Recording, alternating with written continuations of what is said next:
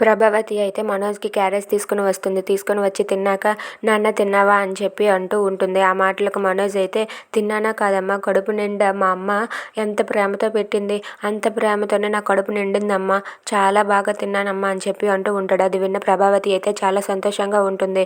ఇక ఇద్దరు అలా మాట్లాడుకుంటూ ఉండగా ఇంతలో బయట అయితే సత్యం డోర్ కొడతాడు. ఎవరా అని చెప్పి ప్రభావతి తలుపు తీయగానే అక్కడ సత్యం కనబడతాడు. అది చూసి మనోజ్ అలాగే ప్రభావతి వాళ్ళిద్దరూ అయితే ఒక్కసారిగా షాక్ అవుతారు. ఇక వాళ్ళ నాన్నని చూసి నాన్న నాన్న అంటూ మనోజ్ అయితే అంటూ ఉంటాడు. అది విని సత్యం ఎలా అంటూ ఉంటాడు, ఎవడ్రా నీకు నాన్న, నువ్వు నాన్న అనడానికి వీల్లేదంటూ తన చెంప పగలగొడతాడు. చెంప పగలగొట్టగానే మనోజ్ అయితే కింద పడిపోతాడు. అది చూసి ప్రభావతి అయితే ఏవండి అని అంటుంది. నువ్వు నోర్మోయ్ అని చెప్పి ప్రభావతికి అంటూ ఉంటాడు సత్యం. ఇక మనోజ్ని ఎలా అంటూ ఉంటాడు, అసలు నీకు సిగ్గుగా లేదా, ప్రభావతిని అనాలి నిన్ను కాదు అని చెప్పి ప్రభావతిని అయితే గట్టిగా తిడుతూ ఉంటాడు. ఇక సత్యంకి ఈ నిజం చెప్పింది ఎవరు? Thanks for watching friends. Please subscribe our channel. Thank you.